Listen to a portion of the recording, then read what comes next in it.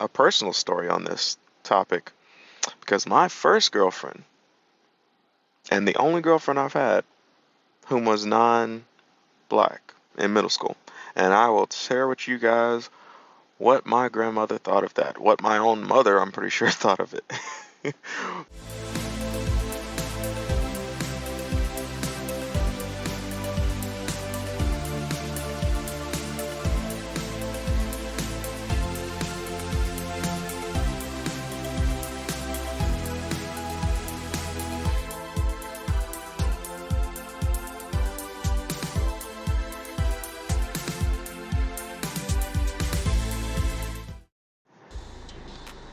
Hello again. Welcome to another episode of Purpose Driven. The market is open. What do I think about this? For those who don't know, of course, Kevin Samuels, very popular YouTuber, who he didn't coin the phrase, but he is known for the high value men content and concept. And he has announced the market is open for both men and women, black men and women in particular. So you can date and deal with whomever of any race, nationality, etc. Well, if you ask me, I thought that's how it was supposed to be. But because I know how the community works in reality, meaning in the real world, the black community is a gunocracy. So, what does that mean? Well, what is a gunocracy? What does that mean? Well, it means it's governed and run by the women. So naturally, because it's governed and run by the women and girls get all the major benefits. Meaning it is okay to date out if you're a woman.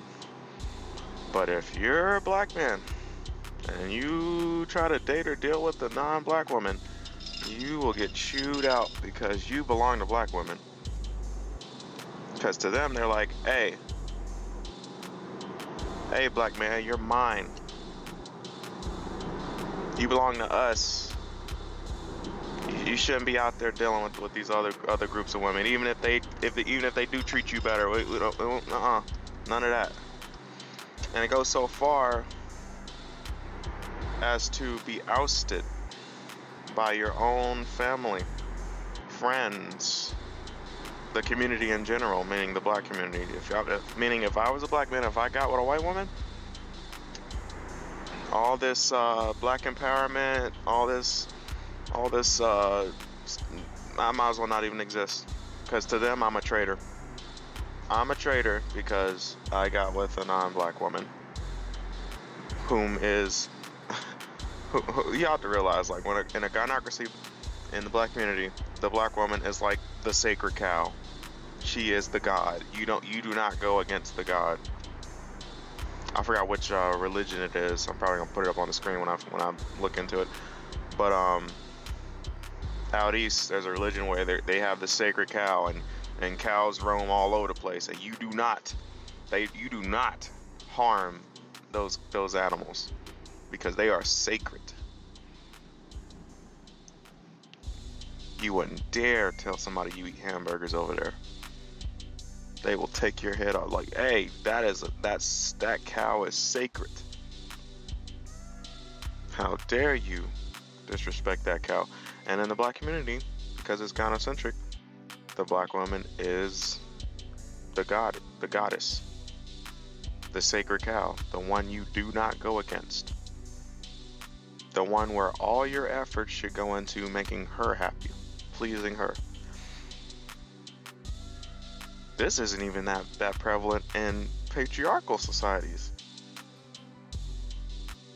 To a certain extent it is, but guess what? The role of the man is still to provide, protect for his family, meaning he's willing to die for his family. In a gynocracy, the women aren't expected to do none of that. They aren't expected to give their lives up for you because they're women. That's still the job of the man. So even in a patriarchy, they don't even get that kind of same godlike status, because they are still expected to give their lives up for the betterment of the family, to protect their family. Now, they might get that status when it comes to like what they say is law, Yes, they'll get that, like they'll get the respect and everything like that. But like I said, they're still expected to, when push come to shove, somebody's threatening your family, it's on you. You, it's on you to get out there and protect your family. But in a gynocracy, that's not the case. So just let's just put that in perspective. So it's so extreme in the black community that no other structure I know of gets that same kind of status, to be honest. But you know, the market is open. To me, the market's always been open, to be honest. It's just like I always say, I needed a wife. I wanted a black wife. If I had not found my wife in high school, I would have been. I I'm telling you, when I was dating, I had a whole structure. I was like, hey, I will spend 2 or so years exclusively dating black women, exclusively, because I knew I wanted a black wife. But look at this. If I didn't find what I was looking for, I'm opening them. I literally had this conversation with myself at 17, 18. I literally said, hey, if I don't find a black woman in these next 2 years, I'm opening up the market. I'm dating Latina women. I'm dating, internationals. I'm dating Asian women, white women. All markets open. I'm dating any woman. Any woman that is willing to be a wife. It's all open. I literally had this conversation with myself. And then if I still couldn't find a woman that was reasonable or that I wanted to deal with, I'd try again in my 30s.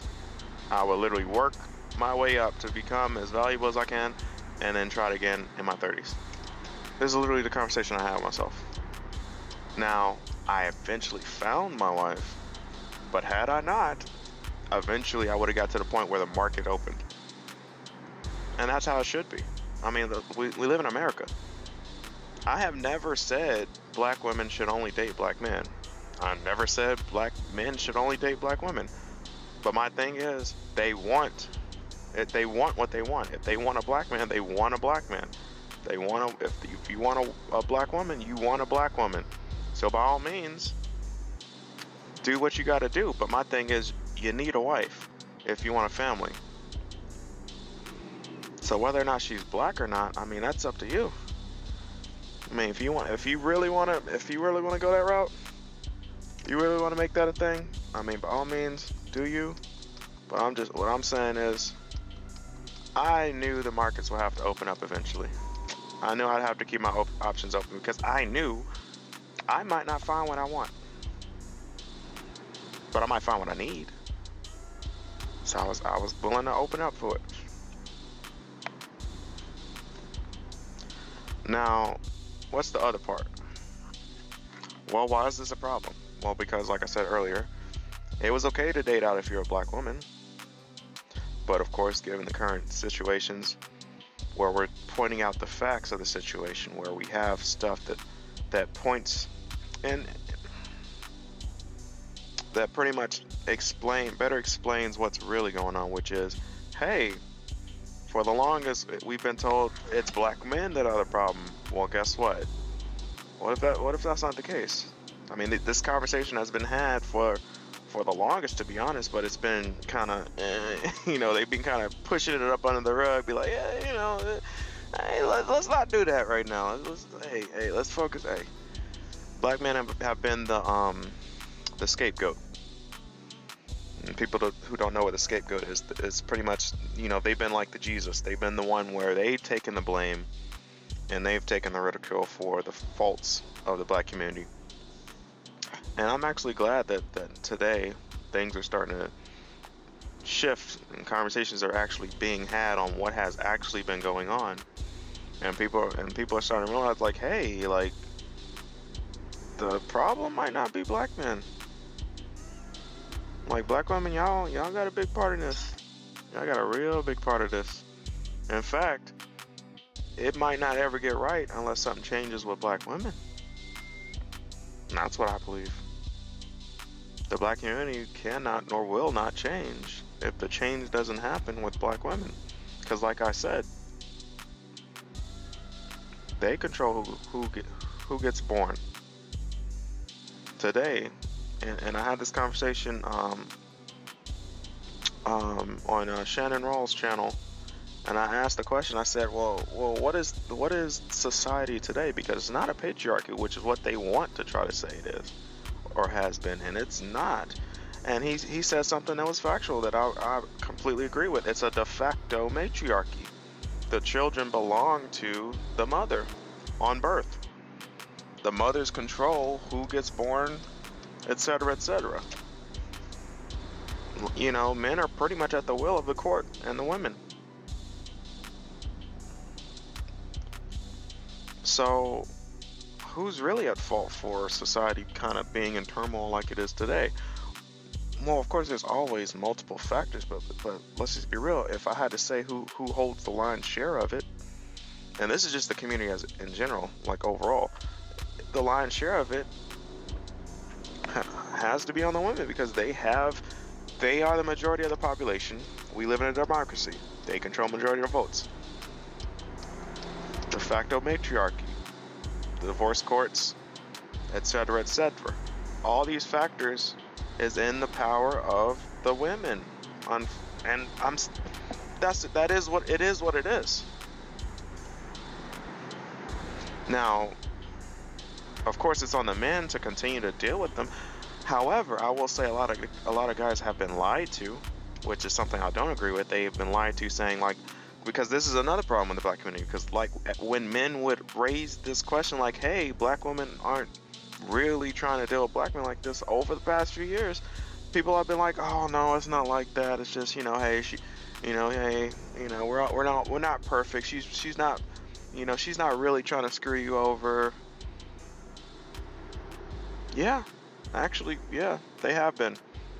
They have intentionally been going out here getting pregnant, you know, trying to leverage children against the fathers. Yes, you can't say they aren't doing what they are doing, and have been doing. Lyings, talking about, your dad's a deadbeat, when in reality she literally hopped 3, 4, 5 states to make sure he doesn't even know where his own kids are. Lying, saying your dad's a deadbeat when your dad doesn't even know you exist because she never told the man she had sex with that she got pregnant. Lying, saying your dad's a deadbeat when she called the cops on him and falsely accused him of something. Now he's in and out of the system because of something she set in motion. You see what I'm saying? Like, so it's like, you can't say this stuff if it's not true. Jesus, people, it's just not true. But that's what it is. That's what it is today.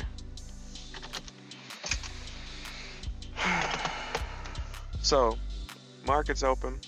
To me, honestly, it's always been open. But I know why, he had to say what he had to say, because we know that too many black men especially have been ostracized, ousted, ridiculed, shamed for dating out. And for black women, do what you want, sis. So, I like the message Kevin put out. It's a shame it had to be put out because, like I said, the market's always been open in my eye. But now it's out for real.